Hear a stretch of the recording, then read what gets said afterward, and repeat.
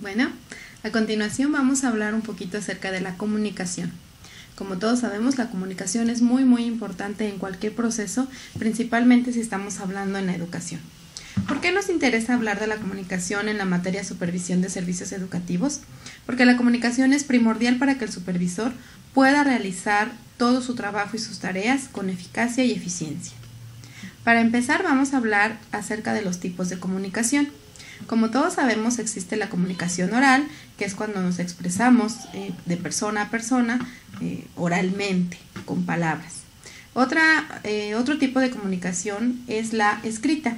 Es cuando escribimos, ya sea, comúnmente era en hoja y papel, pero ahora podemos escribir en la computadora, en el celular, etcétera, etcétera. También encontramos la comunicación no verbal. La comunicación no verbal es a través de gesticulaciones, a través de ademanes, de lo que nuestro cuerpo comunica. Es muy importante que haya una coherencia entre lo que expresa nuestra comunicación no verbal y la que expresa nuestra comunicación verbal y o escrita. Bueno, ahora pasamos a la importancia de los canales de la comunicación. Existen 4 diferentes canales de la comunicación. El primero es la conversación frente a frente. Este es el canal que más se debe de utilizar. ¿Por qué? Porque cuando hablamos con las personas de frente a frente es muchísimo más fácil que comprendan lo que deseamos expresar, pero también se puede ahí hacer al momento dudas, preguntas, comentarios o sugerencias del tema que se está abordando. También existe otro canal de la comunicación que es la interacción telefónica. En la interacción telefónica, si bien no nos vemos, sí hay una expresión oral en que en el momento se puede realimentar. También encontramos, en tercer lugar, el canal de la comunicación personal escrita, que tiene que ver con la comunicación escrita en donde nos expresamos de manera personal y nos dirigimos hacia un individuo en particular para expresarle o desearle algo referente a un tema específico. También puede ser a través de un memorándum, de un oficio, etcétera, etcétera. Finalmente tenemos el último canal de la comunicación, que es el impersonal o de una sola vía. Aquí encontramos que este es el canal que menos debemos de utilizar. ¿Por qué? Pues porque solamente es de una vía. Yo hablo, yo comunico, yo expreso, yo explico, pero no hay un canal para poder realimentar y poder externar dudas, comentarios, sugerencias, etcétera, etcétera. ¿Por qué es importante que un supervisor sepa acerca de los canales de la comunicación? Porque entonces sabrá cuál es la mejor manera de comunicarse con su grupo de trabajo y sabrá cuál es la mejor manera para poder llegar a acuerdos, conclusiones y resolver problemas. Por otro lado, tenemos otro tema muy importante que es los flujos de la comunicación. Existen 3 diferentes flujos de la comunicación. Estos son el ascendente, que es una comunicación en forma vertical. Tenemos el descendente, que también es una comunicación en forma vertical. Y por último tenemos el flujo de comunicación horizontal, que es un flujo horizontal. ¿Sí? Bueno, ¿a qué nos referimos con esto? El flujo descendente nos habla de que existe una comunicación de arriba a abajo, es decir, de la jerarquía más alta dentro de la institución hacia la jerarquía menos alta de la institución. Por decir, en una institución educativa el rector es el que tiene una jerarquía o un puesto más alto y él comunica a los que siguen en jerarquía, que pudiera ser el vicerrector, el secretario académico, el personal administrativo. Otra forma es que este flujo se conecte con el personal de menor jerarquía, que pudiera ser el personal docente, el de intendencia, incluso los alumnos y o padres de familia. Pero digamos que las instrucciones o las indicaciones vienen de arriba hacia abajo. Otro flujo es el ascendente, que es, igual, pero a la inversa.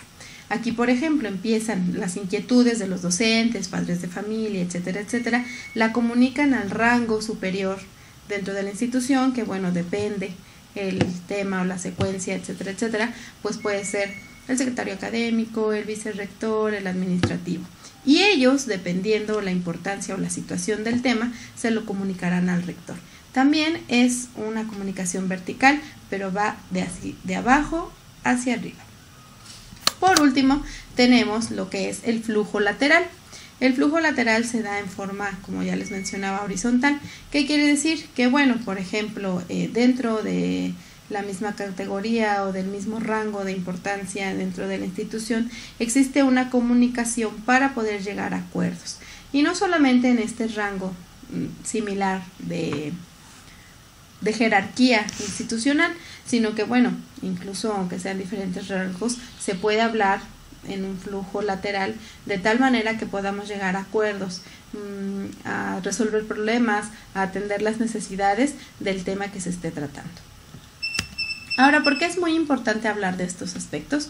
Bueno, pues porque la comunicación es primordial. Como les decía en un principio, si un supervisor no sabe comunicar a su grupo de trabajo sus necesidades, sus gustos, sus intereses, su plan de acción, entre muchas otras cosas, pues no se van a poder alcanzar las metas y los objetivos educativos. Por lo tanto, no se va a poder alcanzar un trabajo exitoso, y ese trabajo exitoso tiene que ver con la educación. Por lo tanto, la comunicación es indispensable. Sin la comunicación es muy difícil llegar a acuerdos, es muy difícil tomar acuerdos de acción y pertinentes que ayuden a facilitar el proceso de aprendizaje. Por lo tanto, es muy importante que utilicemos diversos canales de comunicación, pero primordialmente el que es de persona a persona o el que es por teléfono, que es en donde podemos obtener una realimentación, digamos, inmediata. Si bien los otros dos canales se pueden utilizar, hay que ver la pertinencia del momento en el que se van a utilizar. También es muy importante tomar en cuenta que los flujos de comunicación se dan en todo momento y en toda acción, y hay que saber reconocerlos. ¿Para qué? Para saber delegar bien las responsabilidades, para comunicar bien el mensaje que deseamos y para que a nosotros nos llegue el mensaje correcto. Por último, es muy importante cuidar el tipo de comunicación que usamos, es decir, si yo estoy expresándome oralmente, es importante que lo haga con coherencia y es importante que tenga una relación junto con mi comunicación no verbal. Y en la comunicación escrita es muy importante que tengamos buena ortografía, buena redacción, que cuidemos mucho los acentos para que podamos expresar realmente lo que deseamos alcanzar. Bueno, finalmente encontramos que el supervisor es una parte primordial para poder alcanzar los objetivos de aprendizaje. Él debe de apoyar a todo su grupo de trabajo, ¿sí? Él debe guiarlo, debe de delegar responsabilidades, y todo esto, ¿cómo lo va a hacer? Pues a través de la comunicación. El supervisor comunica y también debe permitir que le comuniquen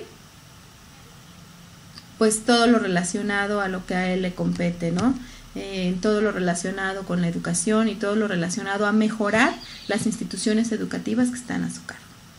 Bueno, pues en cuanto a estos 3 temas de la comunicación es todo, y ahora a resolver su actividad.